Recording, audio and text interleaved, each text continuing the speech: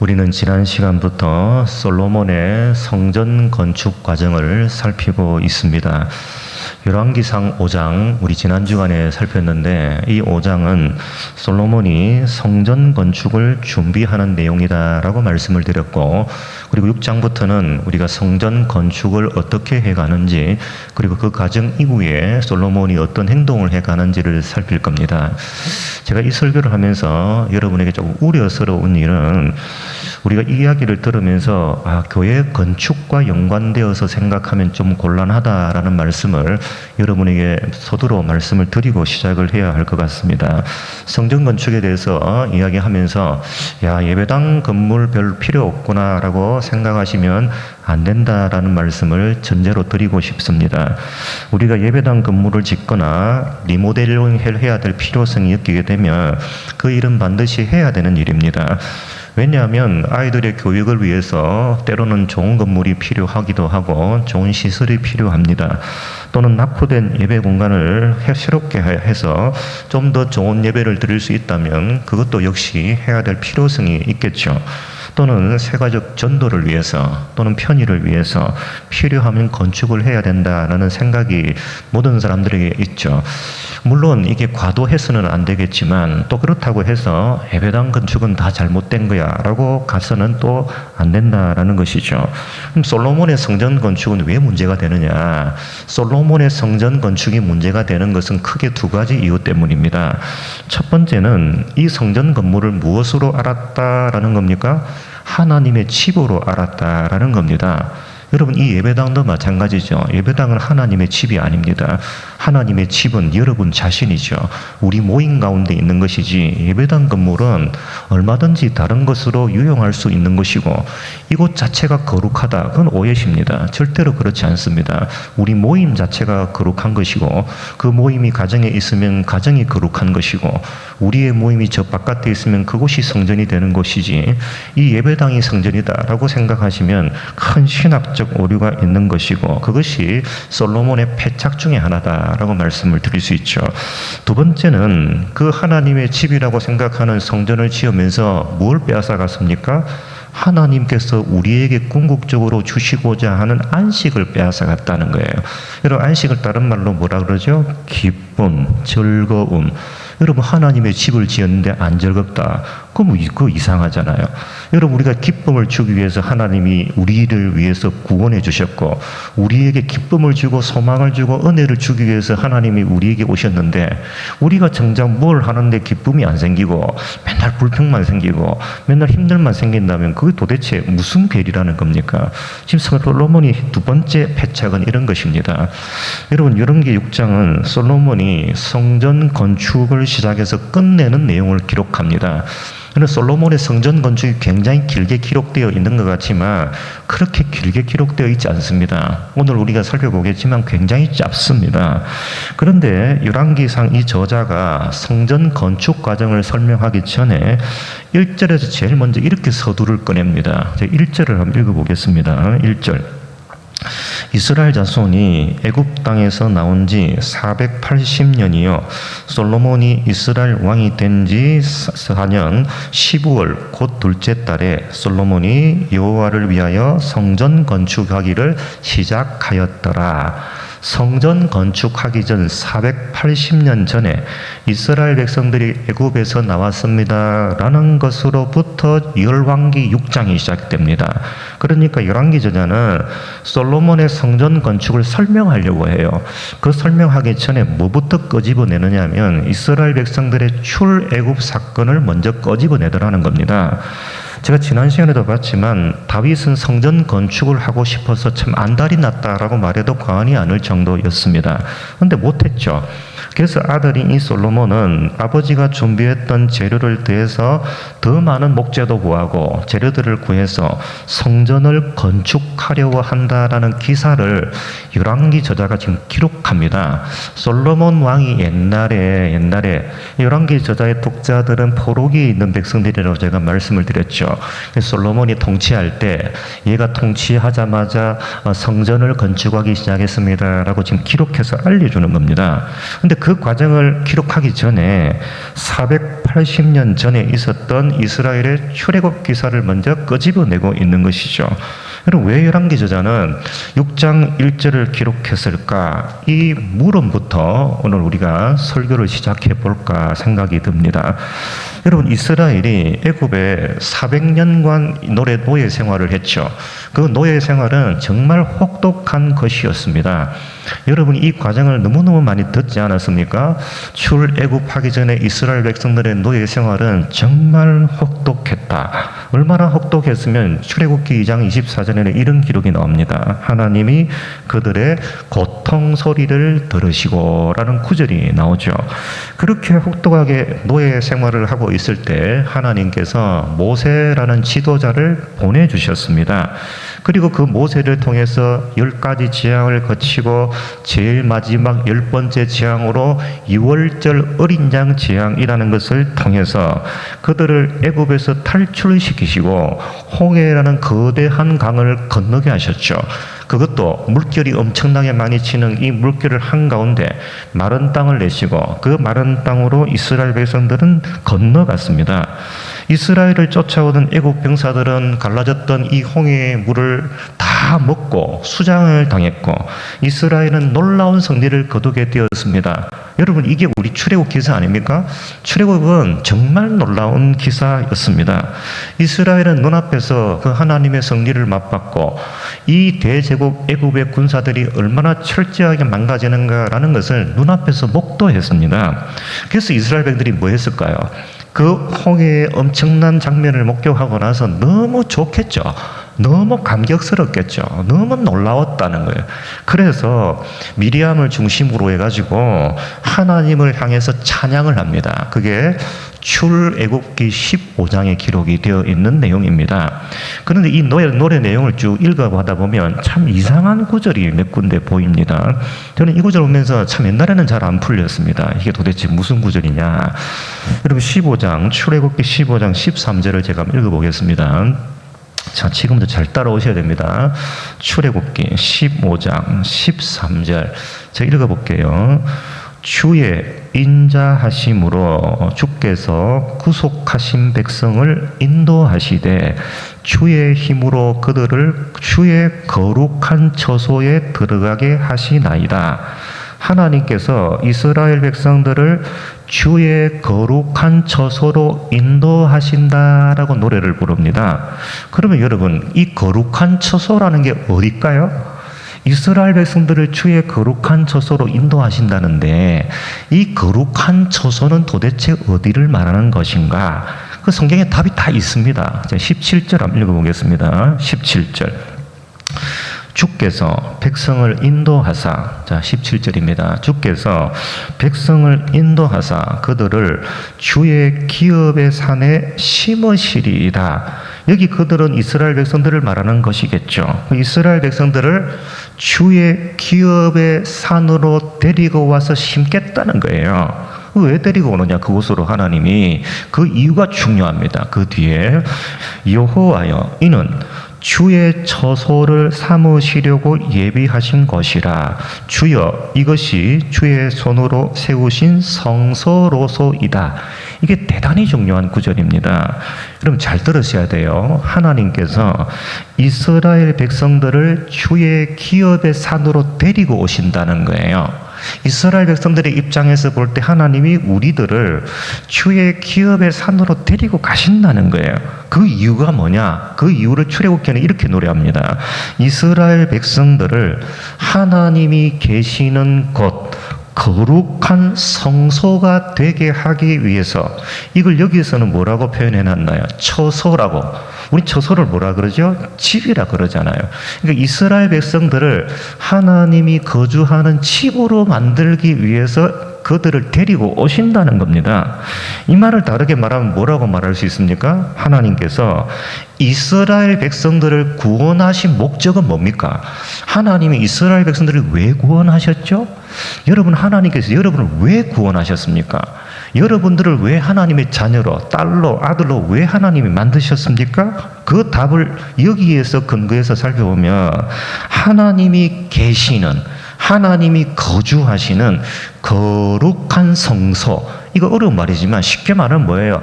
하나님이 거주하는 집으로 만들고 싶다는 거예요. 깨끗하게 청소하고 아름답게 꾸며서 하나님이 거주할 만한 공간으로 만들기 위해서 우리를 구원하셨다라고 말하는 것이죠. 그러니까 이스라엘 백성들이 거룩한 하나님의 집으로, 하나님이 거주할 만한 집으로 만들기 위해서 하나님이 구원하셨다라는 거예요. 이게 하나님이 우리를 구원하신 목적이에요. 이스라엘 백성들을 구원하신 목적이에요. 그런데 이 백성들이 이 목적을 잘 알아먹을까요? 못 알아먹을까요? 못 알아먹죠. 애굽에서 440년 애굽 생활, 막 노예 생활을 하다가 이제 막 구원한 백성들이, 야, 하나님이 우리를 거룩한 집 만들려고 그래, 거룩한 성소 만들려고 그래, 그렇게 설명을 하면 얘들이 알아먹냐? 못 알아먹죠. 그게 도대체 무슨 말이냐? 그래서 스텝 바이 스텝을 밟아요. 하나님이 제일 먼저 뭐 할까요? 이스라엘 백성들에게 이 목적을 설명해 주기 위해서 성막이라는 것을 지으라고 하신다는 거예요. 실제로 성막에 하나님이 살려고 하는 게 아니에요. 성막이라는 것을 지으라고 하셔서 그 성막을 어디다가 지으라고 합니까? 이스라엘 백성들이 거주하는 한가운데, 이스라엘 백성들이 거주하고 그 안에 레위인들이 거주하고 그 안에는 제사장들이 거주하고 그 한가운데 성막이라는 것을 지으라는 거예요.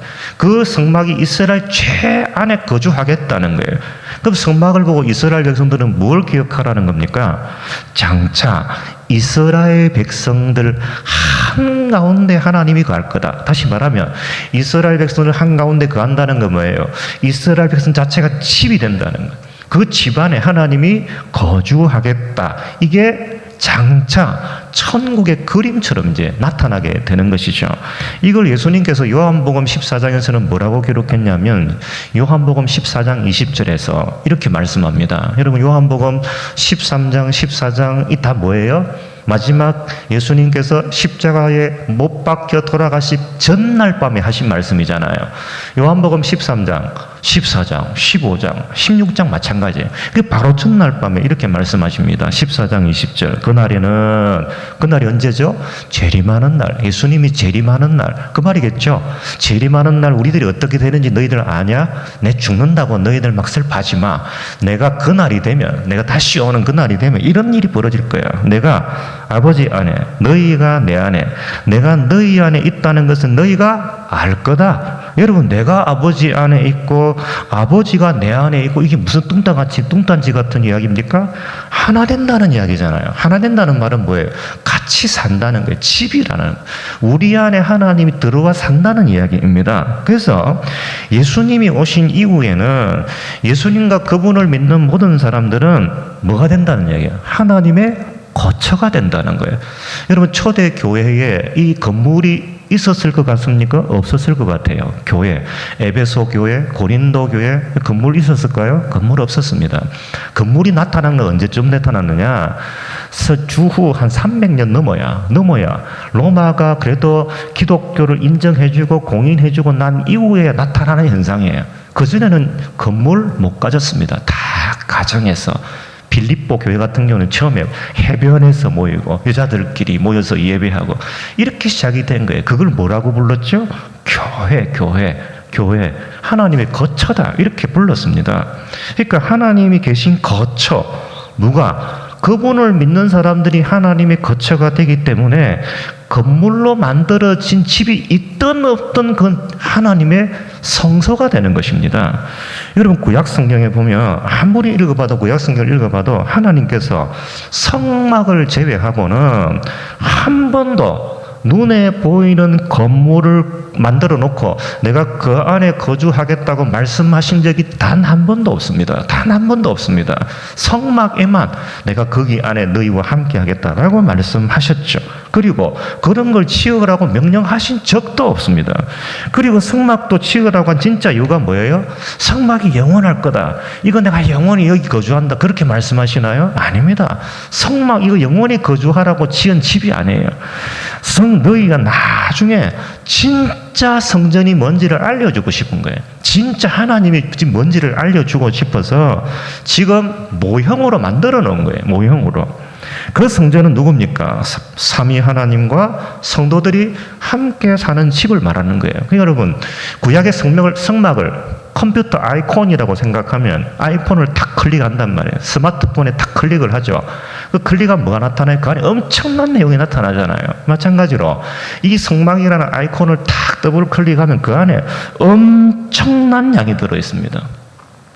성막이라는 이 아이콘을 딱 클릭하면 그 안에는 하나님과 이스라엘 백성들하고 그 이후에 모든 믿는 사람들이 함께 거주하는 그런 내용들이 그 안에 들어가 있는 것이죠. 그러니까 하나님께서 이스라엘 백성들 한가운데서 성막을 지으라고 말씀하신 이유는 함께 살기 위해서 그런 게 아니라 실제로 하나님은 온 우주 공간에 계시잖아요. 저 하늘 끝에도 계시고, 하나님 보시기에 우주가 얼마나 작게 보일까요? 하나님 만드신 거니까. 온 천지 다 계시지만 하나님이 그들과 함께 계신다. 내가 너희들 옆에 떠나지 않는다. 너희와 항상 함께 있다. 지금 광야로 보이냐? 지금 아무것도 안 보이냐? 오아시스도 안 보이냐? 아니야. 내가 너희들과 함께 거주해.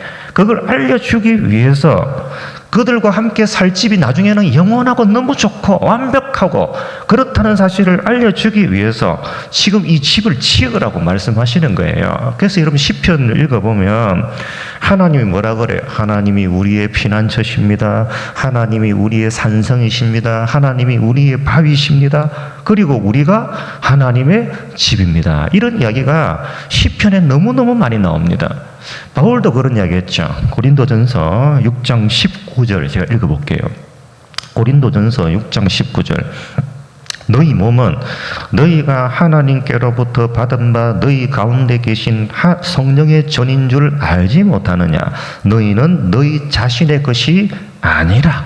너희 것이 아니단 말이에요. 머리가 누구기 때문에? 하나님이시기 때문에.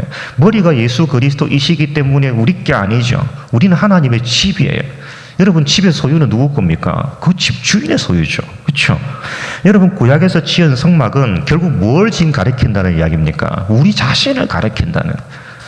오늘날 이 솔로몬 성전도 마찬가지예요. 누구를 가리킨다는 거예요? 우리 자신을 가리키는 것이다. 그런 말이죠. 성막이 이스라엘 백성들 한가운데 있었듯이 하나님이 우리와 함께 계십니다. 이게 뭐라 그랬죠? 임마누엘의 뜻이다 그랬죠. 예수님이 하나님이 우리와 함께 계십니다. 그렇죠? 그럼 다시 본문으로 돌아가서 열왕기 저자가 성막을 건축하기 전에, 성전을 건축하기 전에 6장 1절에서 480년 전에 애굽에서 탈출했습니다라는 기록으로부터 시작을 했습니다. 왜 그렇다고 제가 말씀을 드렸죠? 솔로몬이 성전 건축하기 전에, 여러분 뭐 했어요? 성전 건축할 때 하기 위해서 뭘 했어요? 준비하는 단계에서부터 뭘 했나요? 백성들을 혹독하게 다루었습니다. 그 재료를 준비하기 위해서 혹독하게 다루었고 토목 공사도 시켰고 엄청난 재물을 거두어 드렸습니다. 그걸로 지을 거예요. 엄청난 돈을 들여가면서 엄청난 토목 공사를 하면서 백성들을 혹독하게 다루면서 만들어진 게 성전입니다. 그래서 열왕기 저자가 성전 건축 과정을 이제 설명할 거예요. 솔로몬이 이렇게 성전을 지었습니다라고 설명할 거예요. 그런데 설명하기 전에 하나님이 원하시는 성전은 어떤 성전입니까? 라는 물음으로 시작하는 게 1절의 내용이에요. 왜 그럴까요? 출애굽기를 해가면서 하나님께서 너희들에게 주어질 성전이라는 게 뭔가를 가르쳐 주셨거든요. 그걸로 돌아가야 되는데 지금 건물 성전에 집착하고 있는 게 잘못됐다는 걸 알려주는 겁니다. 내가 중요하게 생각하는 집은 너희들이 열심히 돈 모아서 만드는 그 집이 아니라 출애굽해서 지금 가나안 땅에 살아가고 있는 너희들 자신이다 라는 사실을 가르쳐 주는 것이죠. 사랑하는 성도 여러분, 저는 목회를 해보니 참 뒤늦게 깨닫는 게 있습니다. 옛날에는 참 열심히 뭔가를 해내려고 참 무진장 노력을 많이 했던 것 같습니다. 그런데 신앙생활을 해보니 신앙생활은 그런 거 아닌 것 같더라고요. 신앙생활은요, 내가 얼마나 번듯한 모습으로 얼마나 성공을 했고 얼마나 내가 대단한 업적을 이루었고 그런 거 아니더라고요. 여러분 신앙은요 하나님의 관심사는 여러분이 돈을 많이 벌었건 적게 벌었건 때로는 실족해 넘어져 있건 상관없이 하나님은 여러분을 사랑합니다. 이게 신앙의 핵심이에요. 나를 사랑하는 거예요. 너무너무 힘들어서 널브러져 있든 뭘 하든 하나님은 우리를 불쌍히 여기시고 사랑하시고 우리 자신에게 모든 초점이 다가 있다. 우리가 가진 재산, 우리가 가진 무엇, 하나님은 거의 관심이 없어요. 하나님은 우리 자신에게 관심이 있어요. 내가 너를 사랑한다, 너 사랑한다. 여러분, 예수님과 연합해서 행복하고 즐거운 안식을 하고 있는지 없는지, 여러분, 내가 그런 삶을 살아가고 있는지 없는지, 야, 제가 지금 기쁨이 없네. 너무 안타깝고, 내가 지금 안식을 주기 위해서 왔는데, 내가 기쁨을 주기 위해서 왔는데, 제가 왜 저럴까? 근심 걱정하시고. 여러분, 하나님은 우리 존재 자체에 관심이 있습니다. 왜? 우리 존재 자체가 하나님의 집이거든요. 그래서 열왕기 저자는 솔로몬의 성전 건축 과정을 설명하기 전에 출애굽 과정을 설명하는 거예요. 너희들이 지금 성전 짓는다고 열심히 하네. 뭐 돈도 모으고 뭐 벽돌도 모으고 뭐 많이 모으는데 너희들이 지으려고 하는 성전, 여러분 포로기에 있는 백성들이 열망이 뭘까요? 열망이 뭐죠? 고국으로 돌아가서 성전 짓는 거예요. 왜? 성전이 다 부서졌잖아요. 지금 바벨론에 의해서. 그래서 포로로 다시 귀환을 하고 싶어 하고 귀환을 해서 본토의 성전을 세우고 싶은 거예요. 그 열망을 하나님이 아시죠? 너희들이 짓고 싶은 성전이 진짜 뭐냐? 하나님이 원하시는 성전 맞냐? 깊이 생각해 보라는 거예요. 여러분 하나님의 성전을 짓고 싶잖아요. 하나님이 기쁘시는 하나님의 집을 번듯하게 짓고 싶잖아요. 그게 하나님이 원하시는 것 맞냐? 라고 질문부터 하고 깊이 묵상하고 우리의 삶의 목적지를 재조정해야 될 필요성이 있는 것이죠. 자, 이렇게 1절을 설명을 했어요. 그리고 나서 이제 2절부터 솔로몬이 성전 건축을 어떻게 진행했는지를 설명합니다. 그게 몇 절까지 진행이 되느냐 하면 10절까지 진행이 됩니다. 그러니까 솔로몬의 성전 건축 과정을 2절에서 10절까지 기록을 해요. 제가 10절을 한번 읽어보겠습니다. 10절. 또 온 성전으로 돌아가며 높이가 5 규빗 되는 다락방을 건축하되 100향목 들보로 성전에 연접하게 하였더라. 이러고 이제 성전 공사가 끝났습니다. 여러분, 성전 공사가 끝나면 여러분 열왕기 6장을 읽어보셨는지는 모르겠지만 읽어보면 11절이 딱 끝나가면 어디로 뛰어야 되느냐면 14절로 뛰어야 됩니다. 제가 14절 읽어볼게요. 솔로몬이 성전 짓기를 마쳤다. 이제 이걸로 끝나는 거예요. 이렇게 돼야 문맥이 자연스럽습니다. 근데 이상하게 11절부터 13절까지 문맥에 맞지 않는 어구가 들어가 있습니다. 성전 건축을 다 마치고 나서 성전 건축을 마쳤다라는 기록 사이에 굉장히 어색한 구절이 들어가 있다. 그런 말입니다. 제가 왜 그럴까 참 고민을 많이 해봤습니다. 왜 그럴까? 주석책을 참 많이 찾아봤는데 어떤 주석가는 재밌는 주석을 달아놨더라고요. 2절부터 10절까지 이 성전 건축 과정을 보면 참 세밀하지 못하다. 이것 보고 어떻게 우리 보고 성전을 본따서 지으라고 하는 말이냐. 이렇게 주석가가 따라놨더라고요. 저도 봤어요. 저도 보니까 이게 2절부터 10절까지는 너무 간략하게 기록해놨어요. 여러분, 성전이 성막보다 훨씬 복잡습니다. 근데 복잡한데 굉장히 짧아요. 저는 어떤 느낌 받았냐면 참 저자가 대충 기록했다라는 생각까지 받았습니다. 그래서 여러분, 성전 건축 장면을, 이 기록 장면을 보고 뒤에 후사들이 성전을 복원하기 위해서 엄청난 노력을 했습니다. 그런데 제대로 복원한 사람이 있을까요, 없을까요? 없습니다. 여러분, 성경 뒤에 나오는 뭐 솔로몬 성전이라고 막 그림 그려 놓았잖아요. 그 정확한 거 아니에요. 정확하게 할 수가 없어요. 원본이 정확하지 않은데 어떻게 정확하게 합니까? 그러니까 2절부터 10절까지 기록이 너무 대충 기록이기 때문에 이 기록을 근거로 해서 성전을 어떻게 지었는지 복원한다는 것은 거의 불가능에 가깝습니다. 그러면 이런 생각이 들죠. 왜 열왕기 저자는 이렇게 대충 기록했냐? 왜 그럴까요? 왜 대충 기록했을까요? 안 중요하니까. 이거 중요했다면 이렇게 안 기록했겠죠. 안 중요하니까. 성전 건축 과정을 기록하긴 기록해야 되는데 별로 안 중요한 거예요. 그래서 대충 기록했습니다. 여러분, 출애굽기 성막 기록 과정 여러분 읽지 않습니까? 성경 통독할 때 몇 장부터 기록되어 있죠? 25장부터 무려 38장, 39장까지 기록되어 있습니다. 엄청나게 세밀합니다. 여러분 25장에서 31장까지는 하나님께서 성막을 이렇게 지으라라고 주신 설계도입니다. 그리고 35장에서 40장까지는 그 설계도를 근거로 해서 모세가 어떻게 지어가는지를 상세하게 기록합니다. 어디까지 기록하죠? 여기에는 어떤 시를 기록하고 몇 개의 시를 꼬아서 기록하고 여기는 무슨 색 들어가고 상세하게 기록이 되어 있습니다. 그래서 성막 복원을 하는 과정은 그렇게 어렵지 않습니다. 다 복원을 합니다. 그래서 후대 사람들이 성막을 원형을 복원하는 것은 상당히 많습니다.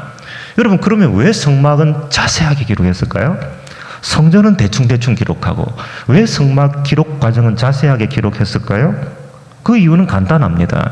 성막이라는 것은 모세가 하나님 저 성막 지을래요. 하나님 집 지을래요. 이래서 시작한 게 아니에요.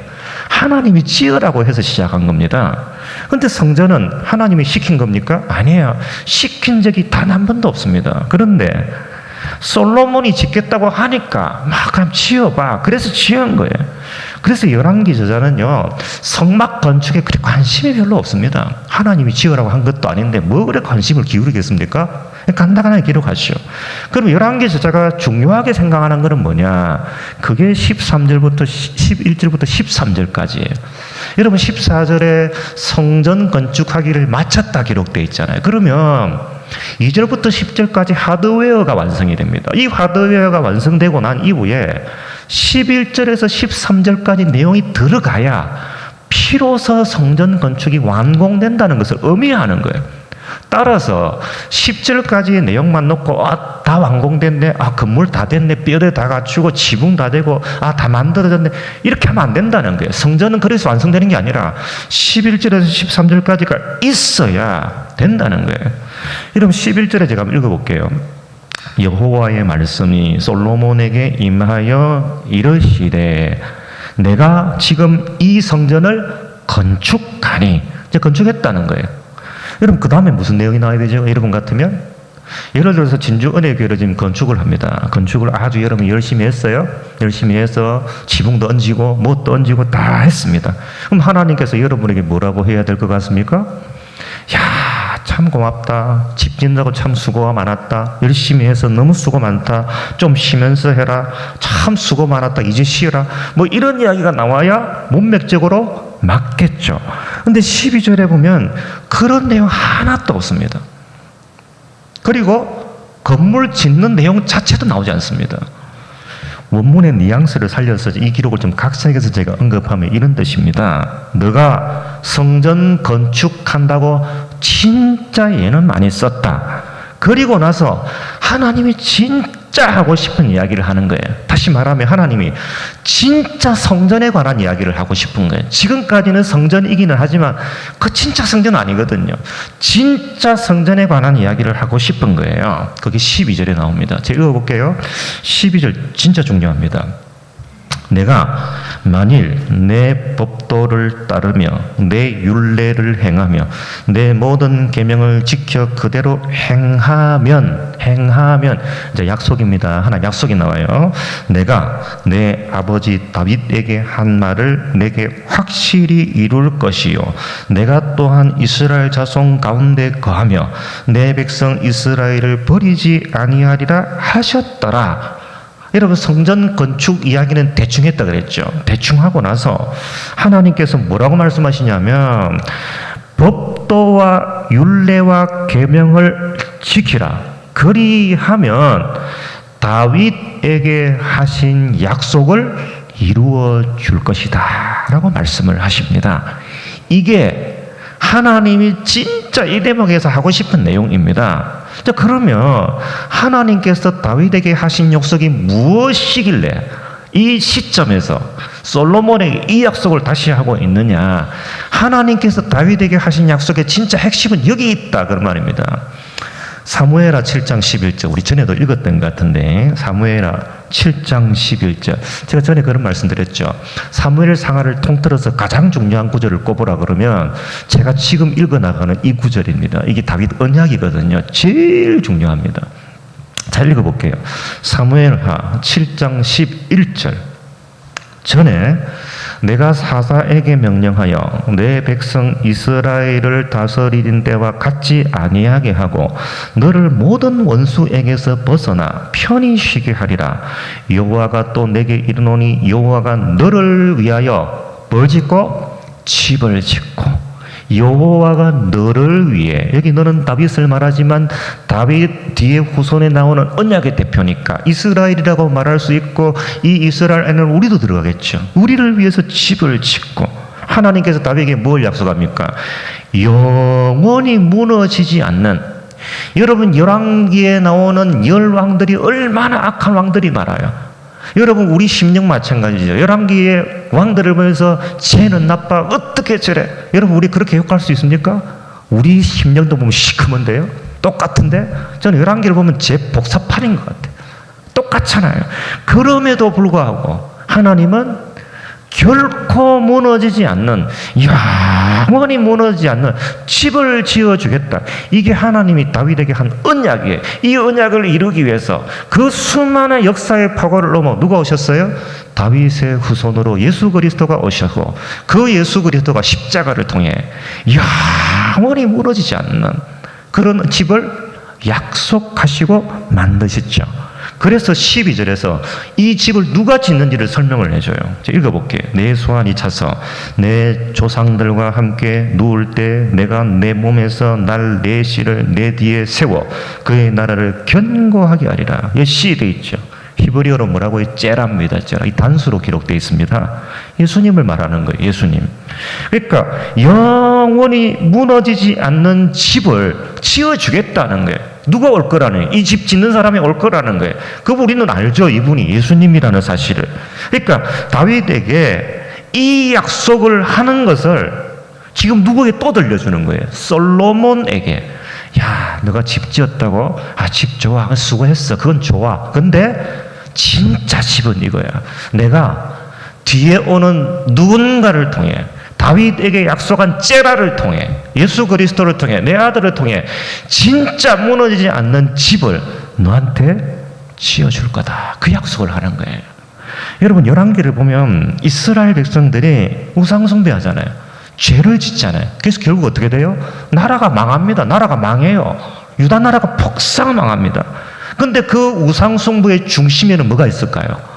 여러분 이스라엘 백성들 우상 숭배의 중심에 뭐가 있죠? 법궤가 있습니다. 법궤. 성전이 있습니다. 얼마나 성전이 부패했으면 예레미야가 이거 성전이라고 하지 마라 그러잖아요. 성전에 올라오는 백성들을 향해 예레미야 7장에 보면 이거 성전 아니다, 이거 성전 아니야 그러잖아요. 얼마나 이 성전 자체가, 법궤 자체가 우상화되어 있으면. 여러분 사무엘 4장 담임 목사님 설교하시잖아요.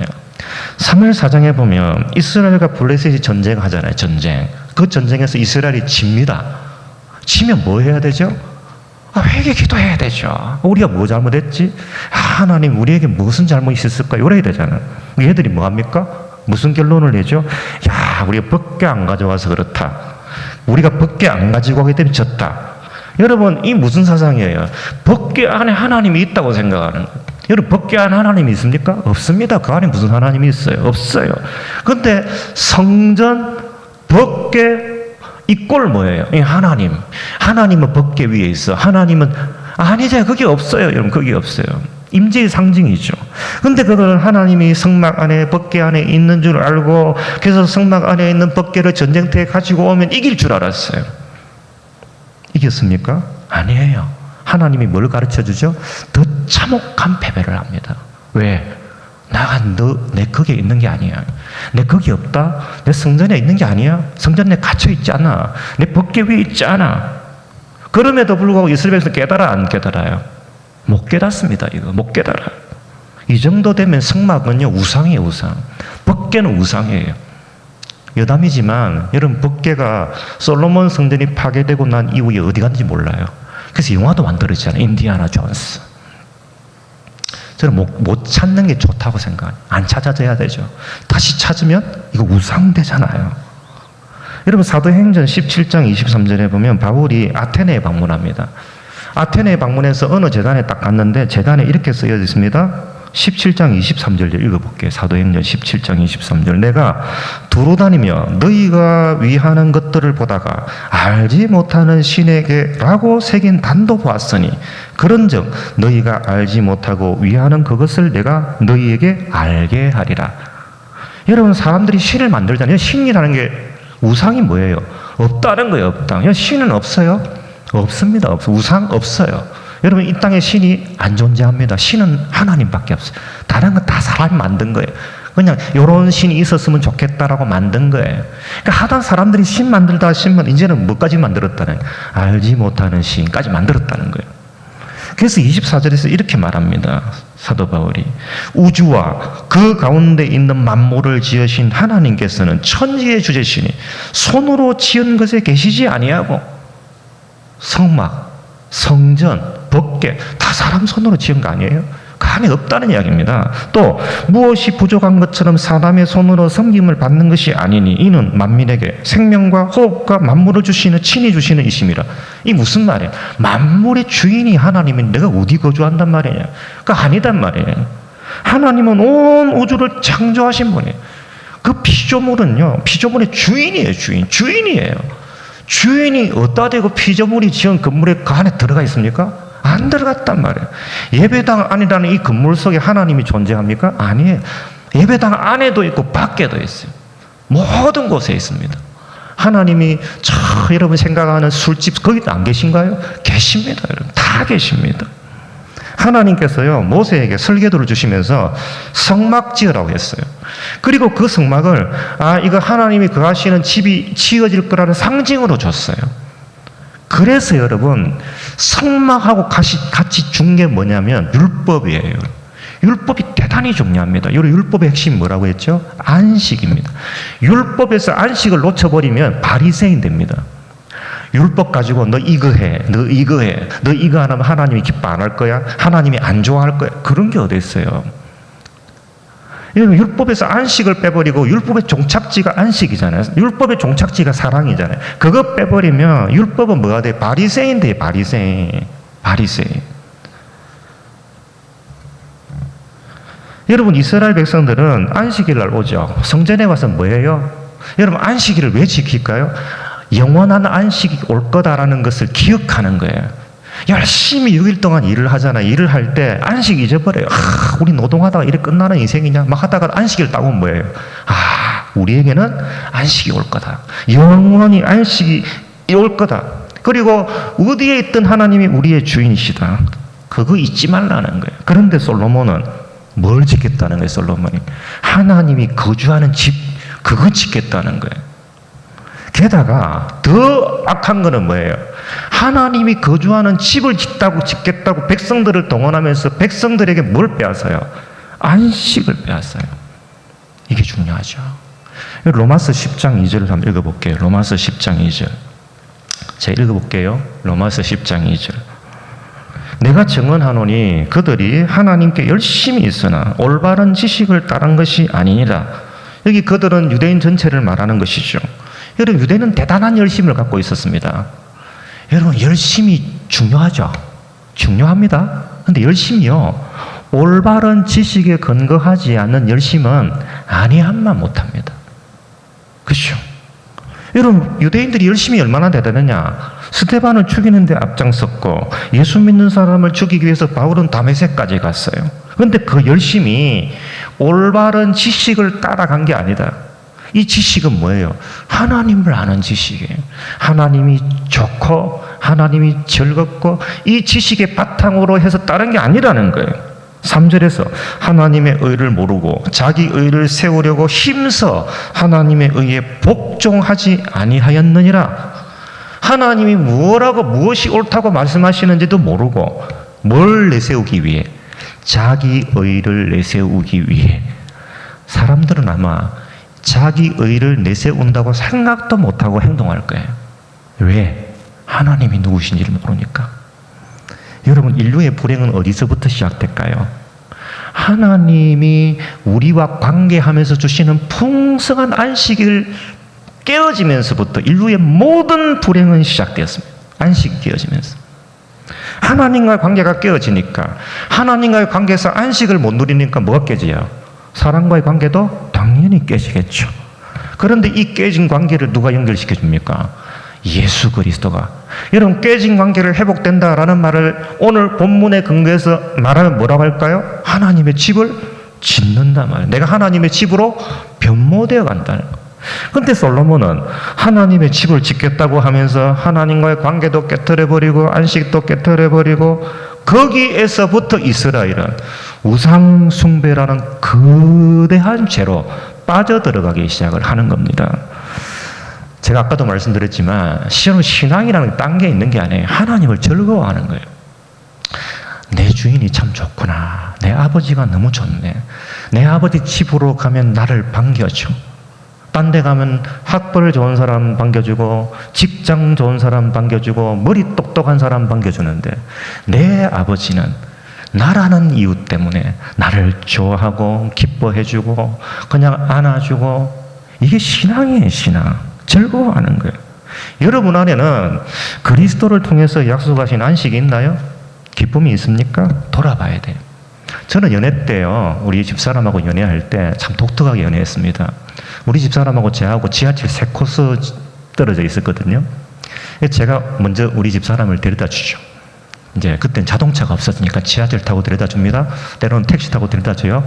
그럼 우리 집사람이 다 이제 계단을 올라갑니다. 맨션에 있었거든요. 한 2층까지 계단 빠빠이 하고, 또 계단 올라가면 또 창문복 빠빠이 하고, 좀 있으면 또 내려와요. 데려다 주겠대, 저를. 그럼 집으로 또 가, 우리 집으로. 택시 타고. 그럼 먼저 빠빠이 하고 하는데 또 남자 또 가만히 있을 수 있습니까? 다시 또 택시 타고 또 데려다 줘요. 이거 한 5-6번 하고 헤어지는 것 같아요. 참 바보 같죠? 근데 이걸 누가 바보짓이라고 할까요? 바보짓이라고 말 안 합니다. 사랑에서 나오는 열정이잖아요. 흘러나오는 열정이잖아요. 그죠? 이걸 하나님이 좋아해요. 좋아해요.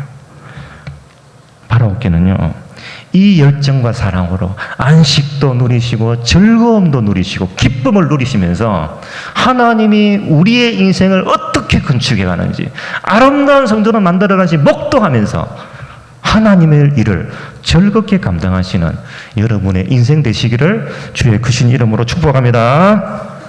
우리 함께 우리 말씀을 생각하면서 한번 기도했으면 좋겠습니다. 하나님 안에 거하며 안식하며 누리며 살아가게 하여 주옵소서. 하나님을 기뻐한 하나님의 기쁨이 우리의 기쁨이 되게 하여 주옵소서. 우리 간절히 통성으로 우리 말씀을 생각하면서 붙들고 한번 통성으로 주여 한번 외치고 기도하겠습니다. 주여, 하나님 아버지 주님 은혜를 베풀어 주시옵소서.